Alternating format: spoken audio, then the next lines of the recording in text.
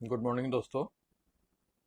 अभी थोड़ी देर में ये प्रोग्राम हम स्टार्ट करेंगे। आज का टॉपिक भी बहुत इंटरेस्टिंग है और बहुत इम्पोर्टेंट है।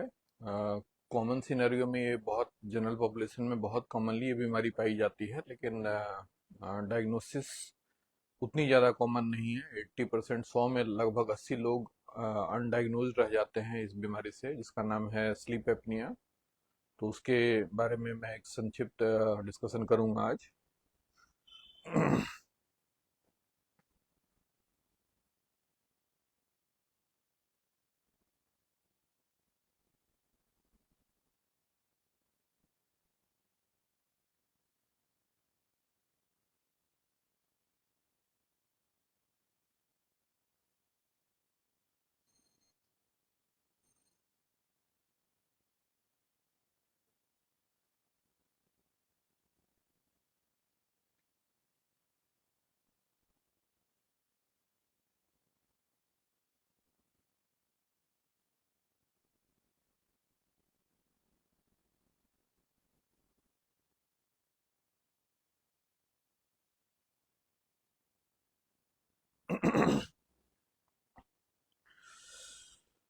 चलिए दोस्तों, ये प्रोग्राम को हम स्टार्ट करते हैं। मैं डॉक्टर अभिषेक नमन हट, कंकड़बाग, पटना से। आज जैसे मैंने बताया कि आज हम जिस टॉपिक पे डिस्कस करेंगे वो भी बहुत इम्पोर्टेंट है। जो अलग अलग हम लोग डिस्कशन करते हैं डिफरेंट बीमारियों के ऊपर जो हृदय से रिलेटेड है, या रेस्पिरेटरी सिस्टम ऐसी बीमारी, रेस्पिरेटरी सिस्टम की ऐसी बीमारी जो हृदय को भी नुकसान पहुंचाती है, उस तरह की बीमारियों को हम लोग डील करते हैं, डिस्कस करते हैं। तो उसी श्रेणी में आज का जो प्रोग्राम है वो है स्लीप एपनिया के ऊपर। तो स्लीप एपनिया मतलब जो समाज में बहुत ही एक कॉमन बीमारी है, जो हम लोग मानते हैं कि बहुत ज़्यादा कॉमन नहीं है, लेकिन बहुत ही कॉमन है। और मोस्ट ऑफ द पेशेंट्स में ये अनडायग्नोज्ड या अननोटिस चली जाती है। क्योंकि बहुत हम लोग इसको तवज्जो नहीं देते हैं, इसके सिम्टम्स को। और लॉन्ग टर्म में इसके बहुत ही बुरे इम्पैक्ट पड़ते हैं, जो हार्ट को भी नुकसान पहुंचा सकता है, ब्लड प्रेशर करवा सकता है, डायबिटीज़ को अनकंट्रोल कर सकता है। तो सारी बीमारियों से इसका रिलेशन देखा गया है। तो इसी पे आज हम डिस्कशन करेंगे। तो पहले तो स्लीप एपनिया का मतलब जो डिफिनीशन है वो क्या है। तो स्लीप एपनिया ऐसी बीमारी है जिसमें रात में सोते सोते अचानक आपकी सांस रुक जाती है। और रुकने के बाद जब आपके बॉडी में कार्बन डाइऑक्साइड की मात्रा धीरे धीरे बढ़ने लगती है और ऑक्सीजन की मात्रा धीरे धीरे कम होने लगती है, तो एक ब्रेन को सिग्नल जाता है कि आपकी जो जो गैस के पैरामीटर्स हैं, ऑक्सीजन और कार्बन डाइऑक्साइड के, वो आउट ऑफ रेंज जा रहे हैं। एक स्टिमुलस जाता है ब्रेन को, और आपकी स्लीप की जो साइकिल है वो ब्रेक हो जाती है। जो आपको पता नहीं चलता बहुत बारी, जो आपके साथ लेटे होते हैं, जो आपके बाई स्टैंडर्ड होते हैं, वही नोटिस कर पाते हैं। और दोबारा से आपकी नींद खुलने के बाद दोबारा आप स्लीप में जाते हैं। धीरे धीरे स्लीप की डेप्थ बढ़ती जाती है, उसकी गहराई बढ़ती जाती है, और फिर से ये साइकिल रिपीट होती है, जिसमें कि दोबारा से सांस की नली में ऑब्स्ट्रक्शन पैदा होता है, सांस की रुकावट पैदा होती है। दोबारा से कार्बन डाइऑक्साइड बढ़ना शुरू होता है और ऑक्सीजन की मात्रा धीरे धीरे कम होनी शुरू होती है। और एक फिर से ब्रेन को स्टिमुलस जाता है, जिसमें कि ब्रेन को एक ट्रिगर जाता है कि ये सारे पैरामीटर्स आउट ऑफ रेंज जा रहे हैं। और ब्रेन अपने स्टिमुलस से आपकी जो स्लीप की साइकिल को ब्रेक करता है, ताकि आपकी रेस्पिरेटरी सिस्टम में जो भी प्रॉब्लम है, जो ऑब्स्ट्रक्शन पैदा हुई है, जो रुकावट पैदा होती हो रही है, वो खुल जाए। और आपकी कार्बन डाइऑक्साइड की मात्रा और ऑक्सीजन की मात्रा नियमित या नॉर्मल रेंज में आ सके, ताकि कोई उसके अनटोवर्ड साइड इफेक्ट्स बॉडी पे तात्कालिक रूप से ना हो। तो ये आपका डिफिनेशन है आपका स्लीप एपनिया का। लगभग 1,000 मिलियन लोग वर्ल्ड वाइड पूरी दुनिया में इस बीमारी से पीड़ित हैं। और जैसे मैंने बताया कि 100 में 20 लोगों को ही डायग्नोसिस बन पाती है। 80 लोग ऐसे होते हैं जिनकी डायग्नोसिस कभी बन नहीं पाती। और जिनकी डायग्नोसिस हो पाती है उसमें से भी 25-30% लोग ही इस जो ट्रीटमेंट प्रोटोकॉल है इसको प्रॉपरली फॉलो कर पाते हैं। तो जैसे मैंने बताया कि स्लीप एपनिया सांस की रुकावट को बोलते हैं। तो हमारे बॉडी का कोई भी सिस्टम हो, चाहे रेस्पिरेशन का सिस्टम हो, चाहे हार्ट का सिस्टम हो, सबका एक कंट्रोल ब्रेन से होता है। हार्ट एक सिंगल ऑर्गन है जिसका अपना कंट्रोल, खुद का भी कंट्रोल है, जिसमें वो खुद से करंट जनरेट कर सकता है और आपकी धड़कन को बनाए रख सकता है। अपार्ट फ्रॉम डैट, जो भी ऑर्गन्स हैं उनका कमांड सेंटर आप मान के चलें कि ब्रेन से ही होता है। तो जो स्लीप एपनिया है, जो सांस की रुकावट की बीमारी है, वो दो तीन तरह की होती है। पहला है ऑब्स्ट्रक्टिव स्लीप एपनिया बोलते हैं, जो कि आपको बिल्कुल सांस की नली की रुकावट से होता है, जिसमें आपकी सांस की गति धीरे धीरे मतलब खराटे, जो हम लोग देखते हैं कि नींद में बहुत लोग खराटे लेते हैं, और खराटे की जब इंटेंसिटी बढ़ जाती है और जब इंटेंसिटी बढ़ते बढ़ते सांस की नली में रुकावट आती है, तो उस एक पर्टिकुलर स्टेज में ऐसा होता है कि जो आपकी गैसेस के लेवल, कार्बन डाइऑक्साइड के लेवल बॉडी में बढ़ते हैं, ऑक्सीजन की मात्रा कम होती है, और ब्रेन को सिग्नल जब एक पर्टिकुलर जाता है कि ये नॉर्मल रेंज से बाहर हो रहे हैं ये पैरामीटर्स, तो आपकी नींद खुल जाती है। और जब नींद खुलने के बाद वो रियलाइजेशन आपको, एहसास आपको नहीं होता कि आपकी नींद खुली, कितनी बार होता भी है, और इमिडिएटली फिर आप स्लीप में चले जाते हैं। धीरे धीरे आपकी स्लीप की डेप्थ बढ़ती है, और फिर से ये साइकिल रिपीट होता है। तो ये सांस में नली की रुकावट के कारण अगर आपकी सांस रुक रही है, तो उसको हम लोग बोलते हैं ऑब्स्ट्रक्टिव स्लीप एपनिया। मैं इसको एक डायग्राम से भी बताऊंगा। दूसरा है सेंट्रल स्लीप एपनिया। जैसा मैंने बताया कि जो सांस हमारी कंट्रोलिंग यूनिट है वो ब्रेन से निर्धारित होती है। तो ऐसी कोई बीमारी, जैसे कि कॉमन एग्जांपल अगर हम दें, तो अगर मान लीजिए कि कोई ड्रग एब्यूज़र है जो ड्रग का इस्तेमाल करता है, और उसने हाई डोज में किसी ऐसी मेडिसिन को ले लिया जिससे ब्रेन का सप्रेशन या ब्रेन के जो सेंटर से उनका सप्रेशन हो जाता है, तो उस परिस्थिति में जो रेस्पिरेटरी सेंटर है उसका भी सप्रेशन होगा, और एक पर्टिकुलर पार्ट में स्लीप एपनिया का पैटर्न डेवलप होगा जब कोई भी ड्रग की ओवरडोज होगी। और भी बीमारियों में होता है ये। एक कॉमन एग्जांपल, जब अल्कोहल कोई हाई डोज में अगर कोई पेशेंट लेता है, तो उस परिस्थिति में भी ये जो सेंट्रल स्लीप एपनिया, जो कि आपकी सांस की नली की रुकावट नहीं पैदा हुई, बट जो कमांड सेंटर है ब्रेन से, वहीं से आदेश नहीं मिल रहा है कि आपकी सांस चलनी है, तो थोड़ी देर के लिए वो सांस रुक जाती है, और जैसे ही आपकी फिर कार्बन डाइऑक्साइड का लेवल बढ़ेगा, ऑक्सीजन की मात्रा कम होगी, ब्रेन को एक स्टिमुलेशन मिलेगा और आपकी नींद खुल जाएगी। इसको हम लोग बोलते हैं सेंट्रल स्लीप एपनिया। जो रुकावट वाली थी उसको हमने बोला ऑब्स्ट्रक्टिव स्लीप एपनिया। और बहुत बारी दोनों का मिक्स पैटर्न हमें देखने मिलता है, जिसमें ऑब्स्ट्रक्शन और सेंट्रल, जो ब्रेन का कमांड सेंटर है, दोनों का मिक्स पैटर्न होता है, जिसको हम लोग बोलते हैं कॉम्प्लेक्स या मिक्स स्लीप एपनिया। तो इसमें जो मोस्ट कॉमन एंटिटी है, जो जनरल पब्लिक के लिए जानना बहुत ज़रूरी है, central sleep apnoea different entity है, वो फिजिशियन ही उसकी डायग्नोसिस प्रॉपरली कर पाते हैं। बट जो ऑब्स्ट्रक्टिव स्लीप एपनिया है, जो सांस की नली की रुकावट के कारण स्लीप एपनिया है, उसकी डायग्नोसिस के लिए डेफिनेटली फिजिशियन और टेस्ट रिक्वायर्ड होंगे। बट एक अनुमान कि हाँ ये बीमारी हो सकती है, जनरल पब्लिक भी लगा सकती है। तो जो पेशेंट होते हैं उनका फिजिकल प्रोफाइल कैसा होता है जिनमें ये बीमारी होती है, तो उसमें अगर कोई पेशेंट बहुत ही मोटा हो या ओबेस पेशेंट है, और उनकी गर्दन की मोटाई बहुत ज़्यादा है, मतलब नेक का सरकमफ्रेंस या जो डायमीटर होता है उसकी सरकमफ्रेंस, जो गोलाई होती है, वो अगर बहुत ज़्यादा है, तो ओबेसिटी के कारण या एक्सेसिव फैट डिपोजिशन के कारण, अगर किसी को शॉर्ट नेक है, छोटा नेक है, जो है नेक की लंबाई इसकी बात कर रहे हैं हम, अगर ये शॉर्ट नेक पेशेंट है, तो उस परिस्थिति में ये रुकावट होने की संभावना ज़्यादा होती है। अगर मेल पेशेंट है कंपेयर टू फीमेल, उनमें रुकावट की चांसेस ज़्यादा होती हैं। और फैमिली हिस्ट्री किसी को है या जेनेटिक हिस्ट्री है, तो उनमें भी ये रुकावट पैदा होने की चांसेस ज़्यादा होती हैं। अब ये रुकावट होती क्यों है? तो एक एग्जांपल मैं दे के बताऊं कि अगर कोई बहुत मोटा पेशेंट है जिसकी गर्दन की लंबाई, जो ऊंचाई है वो बहुत छोटी है, और गर्दन के सरकमफ्रेंस या गोलाई बहुत ज़्यादा है, तो उसमें हम अनुमान लगाते हैं कि बहुत ज़्यादा अंदर फैट डिपोजिशन होता है, मसल ये एयरवे के सांस की नली के आसपास। और जब हम सोते हैं तो हम आमतौर पर हम देखते हैं कि हमारी बॉडी पूरी तरह से ढीली हो जाती है। हम ऑलमोस्ट मतलब हमारी बॉडी की टोन बिल्कुल खत्म होती है, बिल्कुल हम लूज पड़े होते हैं।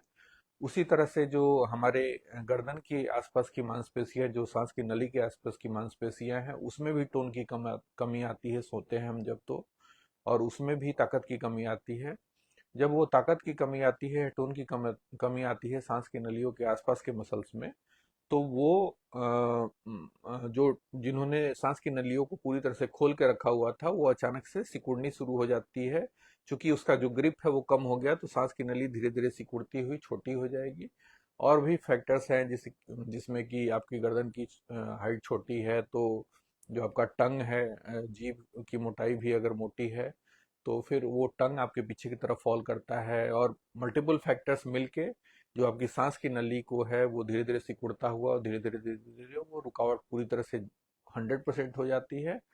और उस लेवल पे बॉडी के अंदर कार्बन डाइऑक्साइड धीरे धीरे बिल्ड होना शुरू होता है, और ऑक्सीजन की मात्रा धीरे धीरे कम होनी शुरू होती है। और अचानक से आपकी नींद खुल जाएगी। और जैसे ही नींद खुलती है, तो हमारे बॉडी का पूरा टोन या मसल स्ट्रेंथ जैसे लौटता है, उसी तरह से गर्दन के आसपास के मांसपेशियों का भी मसल स्ट्रेंथ लौटता है। और सांस की नली आपरूपी वापस से खुल जाती है, और आपकी सांस वापस से शुरू हो जाती है। शुरू होने के बाद आपकी कार्बन डाइऑक्साइड की मात्रा ठीक हो जाती है, ऑक्सीजन की मात्रा ठीक हो जाती है, नॉर्मलाइज हो जाती है। और आप फिर स्लीप में जाने लगते हैं, और धीरे धीरे आप डीप स्लीप में जाते हैं, और ये साइकिल फिर से रिपीट होता है।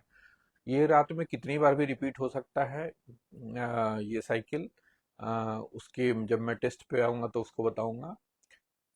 इसमें लाइफस्टाइल का भी रोल है। जो पेशेंट्स स्मोकिंग ज़्यादा करते हैं, अल्कोहल का इंटेक ज़्यादा करते हैं, या कोई स्लीपिंग पिल्स वगैरह ज़्यादा इस्तेमाल कर रहे हैं, उस तरह के पेशेंट में भी ये कॉमनली पाया जाता है। किसी को अगर नाक के जो नॉस्ट्रिल्स हैं, नाक के जो छिद्र हैं, उसमें अगर किसी तरह की रुकावट है किसी कारण से, जैसे बीच का जो पार्टीशन है उसमें अगर डिविएशन है, वो एक तरफ गया हुआ है, तो दूसरे तरफ की नाक की नली में रुकावट आएगी। तो इन कारणों से भी, लोकल कारणों से भी आपकी स्लीप एपनिया के, ऑब्स्ट्रक्टिव स्लीप एपनिया के साइंस हो सकते हैं। अब इसके सिम्टम्स क्या क्या हो सकते हैं? तो कुछ सिम्टम रात में होंगे, कुछ दिन दिन में होंगे, और कुछ जनरल सिम्टम्स होंगे। जो नाइट में सिम्टम्स होते हैं, जो मोस्ट कॉमन सिम्टम हम देखते हैं, जो स्लीप एपनिया का पार्ट हो भी सकता है और स्लीप एपनिया का प्रीडिस्पोजिंग फैक्टर भी हो सकता है, या स्लीप एपनिया का पार्ट नहीं भी हो सकता है, वो है स्नोरिंग। खराटा लेना, जो बहुत लंबे लंबे खराटा, लंबे लंबे तरह का खराटे खराटे लेना। और बीच बीच में अचानक खर्राटों के बीच में सांस का रुक जाना और नींद का खुल जाना। जैसे सांस अचानक से बंद हो जाती है, उसमें जो उसमें जो रेस्टलेसनेस आती है वो हो सकती है। और पेशेंट अचानक से छटपटा कर उठेगा, और हल्की सी नींद खुलेगी, सांस की उसकी रेस्पिरेटरी पैटर्न फिर से स्टेब्लिश होगी, और फिर से वो स्लीप में चला जाएगा, और फिर से ये साइकिल रिपीट होगा। जब हम रात में, आपकी स्लीप इतनी डिस्टर्ब रह रही है, जो आपको लगा कि आप 6 घंटे 7 घंटे पूरी रात सोए हैं, लेकिन आपकी नींद इतनी ज़्यादा डिस्टर्ब बार बार साइकिल के रूप में हुई है कि प्रॉपर स्लीप जो हम लेते हैं वो नहीं हो पाती। और उसके कारण ये होता है कि डे टाइम के में, जब दिन का टाइम होता है, तो उस परिस्थिति में आपकी नींद आने की पॉसिबिलिटी ज़्यादा रहती है। आप दिन में सोते रहते हैं, सुस्त रहते हैं, और थकावट थकावट लगती रहती है। सुबह में, मॉर्निंग में हेडेक हो सकती है आपको। और आपको कंसंट्रेशन किसी भी काम में बनाने में, चाहे पढ़ने में हो, चाहे अपने प्रोफेशनल वर्क में हो, बहुत दिक्कत आती है। उसके अलावा जब चूंकि नींद आपकी पूरी नहीं हुई, तो उसके कारण झुंझलाहट, इरिटेशन, इरिटेबिलिटी होना, उसके बाद थकावट का होना, जो मैंने बताया, ये सारे सिम्टम्स हो सकते हैं। प्रॉब्लम सिर्फ यहीं तक नहीं रहती है। जब आपकी ये सारी चीजें, रात के प्रॉब्लम और दिन की प्रॉब्लम को कंबाइन करके हम ओवरऑल से देखें, तो ये बहुत बड़ा कार्डियोवास्कुलर रिस्क फैक्टर है एक, जो हार्ट के, ब्रेन के जो साइड इफेक्ट्स होते हैं, जो कॉम्प्लिकेशंस होते हैं, उसके लिए एक बहुत बड़ा प्रीडिस्पोजिंग फैक्टर है। जिसमें हार्ट ब्लड प्रेशर का बढ़ना, ब्लड प्रेशर अगर है तो ब्लड प्रेशर का अनकंट्रोल्ड हो जाना, या जो हार्ट की नसों में रुकावट होती है जिसको कोरोनरी आर्टरी डिजीज या ब्लॉकेजेस बोलते हैं उसका होना, हार्ट अटैक का करवाना या ब्रेन के स्ट्रोक का करवाना, ये सारे कॉम्प्लिकेशंस इसके कारण हो सकते हैं अगर आपने स्लीप एपनिया को प्रॉपरली डायग्नोज नहीं करवाया, सीरियसली नहीं लिया तो। मेटाबॉलिक इफेक्ट्स में जाएं तो इसके कारण डायबिटीज़ अगर पेशेंट को नहीं है तो डायबिटीज़ होने की पॉसिबिलिटी होती है, और डायबिटीज़ अगर है तो वो अनकंट्रोल्ड होने की पॉसिबिलिटी भी अच्छी खासी हो जाती है। तो ये सारे आपके रिस्क फैक्टर हैं जो लॉन्ग टर्म में हो सकते हैं। अब मैं एक डायग्राम से आपको समझाना चाहूँगा कि स्लीप एपनिया क्या होता है। अब ये आपका डायग्राम आप देख रहे होंगे, ये आपकी फेस का पार्ट है। ये जो आप ब्लू कलर का ये जो व्हाइट कलर का रेड के बीच में देख रहे हैं, ये सांस की नली है। ये मुंह के थ्रू सांस की नली है, और ये आपका नाक के थ्रू सांस की नली की तरफ जा रहा है रास्ता। और ये आपका सांस की जो नली होती है उसका ये छिद्र है जो नॉर्मल अवस्था में है। आप देख रहे होंगे कि आगे के दीवार के बीच में और पीछे के दीवार के बीच में कोई रुकावट नहीं पैदा हो रही है, कोई गैप नहीं है, जिसको हम लोग बोलते हैं कि नॉर्मल रेस्पिरेटरी पैटर्न। उसके कंपैरिजन में आप दूसरे डायग्राम में जाएंगे तो ये आपकी सेम तरह से सांस की नली जा रही है, और यहाँ पे जब आप देख रहे हैं इस वाले पार्ट में जब आप देख रहे होंगे तो ये आगे की दीवार और पीछे की दीवार एक दूसरे से सटी हुई है, जिसके कारण ये पूरी तरह से रुकावट पैदा कर रहा है। इसको हम लोग बोलते हैं स्लीप एपनिया या ऑब्स्ट्रक्टेड एयरवे, और इस बीमारी को बोलते हैं ऑब्स्ट्रक्टिव स्लीप एपनिया। तो इसमें ये आपकी नॉर्मल पैटर्न हुई जिसमें कि सांस की नली रात में आप डीप स्लीप में हैं तब भी पूरी रात खुली रहती है। और इसमें आप स्लीप एपनिया के पेशेंट में देख रहे होंगे कि जैसे ही वो पेशेंट गहरी नींद में जाता है, ये जो आसपास की मांसपेशियां हैं जिसको मैंने बताया, जिसको जो एयरवे है या सांस की नली है उसको पूरी तरह से ओपन करके खोल के रखती है अपने स्ट्रेंथ से। जब आप सोते हैं उसकी स्ट्रेंथ आसपास के मसल की जैसे ही कम हुई तो वो लूज पड़ जाता है, और आगे की दीवार और पीछे की दीवार एक दूसरे से सट के कोलेप्स कर जाती है, और एयरवे में या सांस की नली में रुकावट पैदा हो जाती है। इस इसके साथ साथ आसपास का फैट भी कंट्रीब्यूट करता है। ये जो जीव है आपका ये भी पीछे की तरफ फॉल कर जाता है, पीछे की तरफ गिर जाता है, जिसके कारण ये रुकावट धीरे धीरे बढ़ती चली जाती है।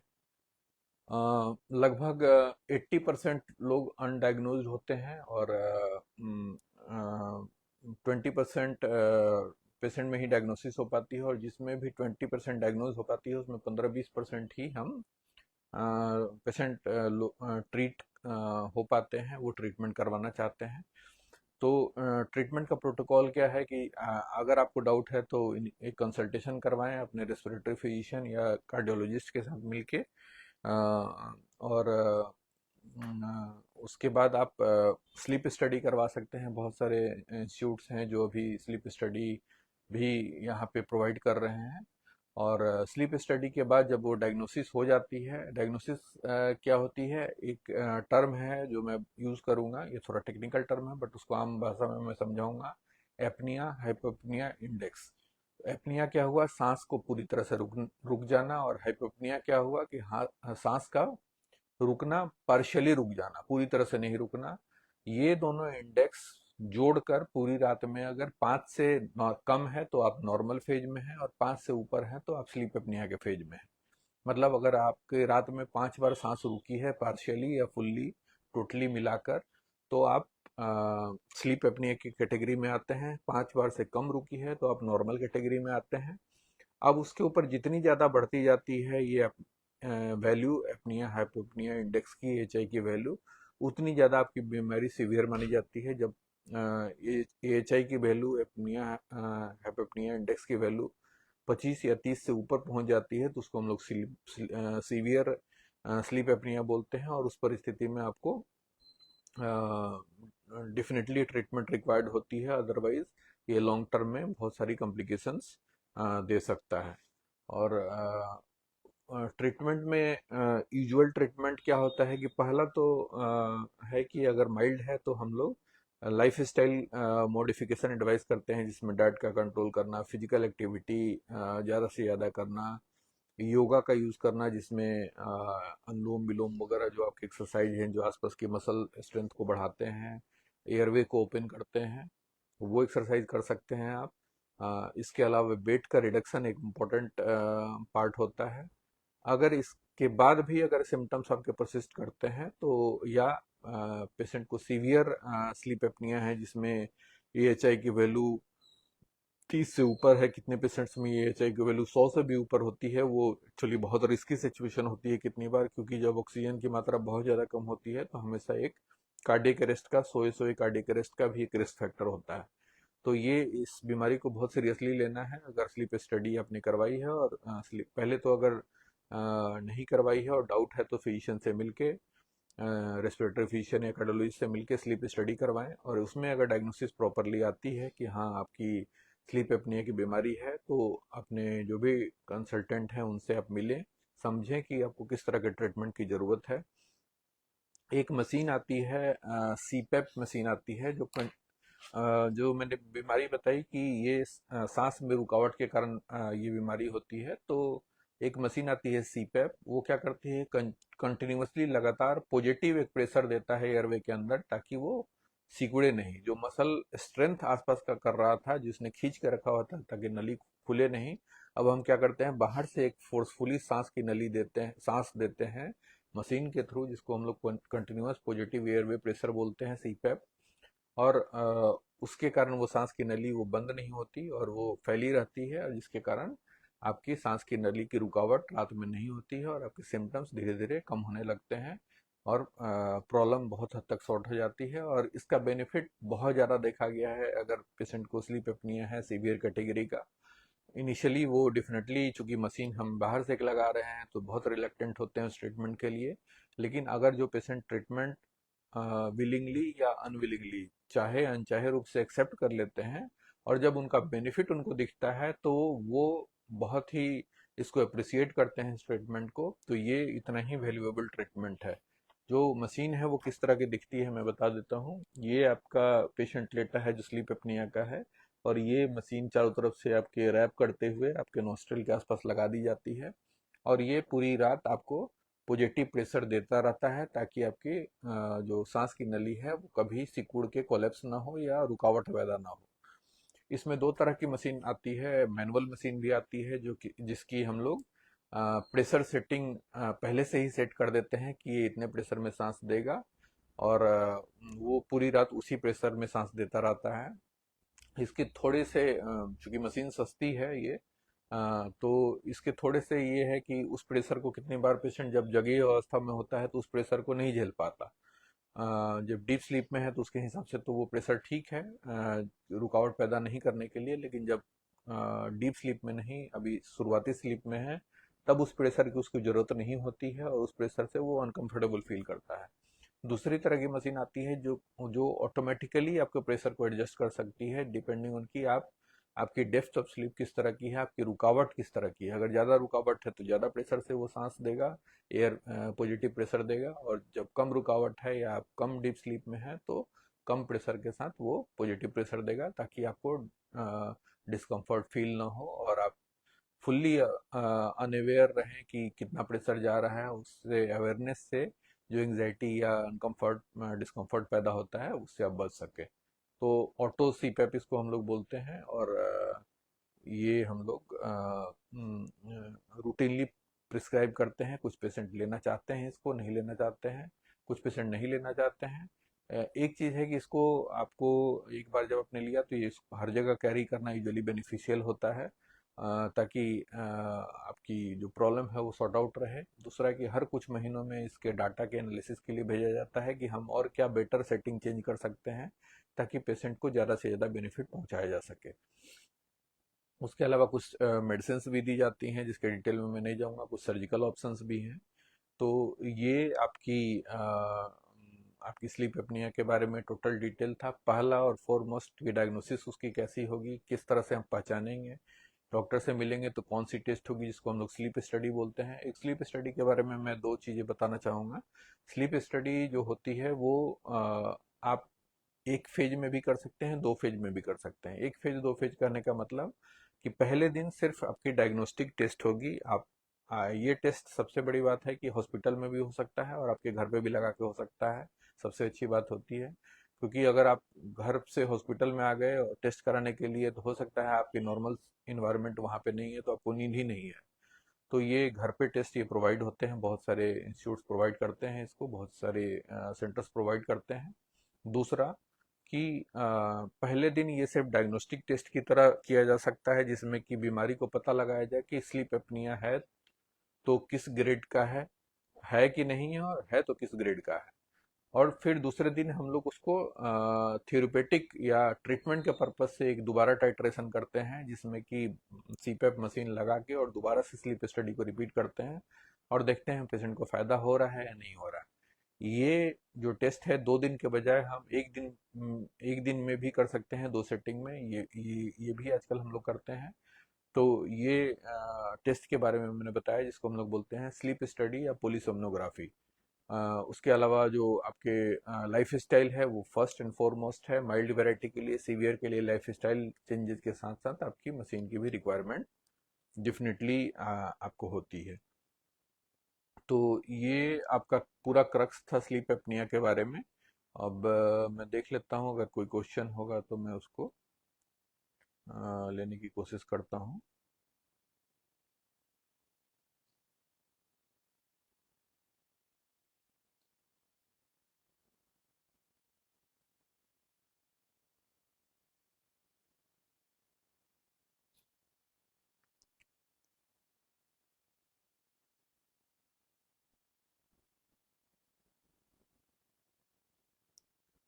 अभी कोई क्वेश्चन नहीं है, तो आप क्वेश्चन आप कमेंट बॉक्स में डाल सकते हैं, जिसको मैं बाद में भी रिप्लाई करने की कोशिश करूंगा। और कुछ अगर और क्वेश्चन है जो डायरेक्टली आप जानना चाहते हैं, तो हमारा मोबाइल नंबर जो 9199448999 है, इस पे भी आप मैसेज ड्रॉप कर सकते हैं।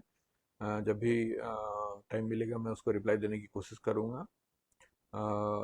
ये जो बीमारी मैंने बताई, ये बहुत कॉमनली एग्जिस्ट करती है सोसाइटी में, और बहुत बार ये अनडायग्नोज चली जाती है, जिसके लॉन्ग टर्म इम्पैक्ट बहुत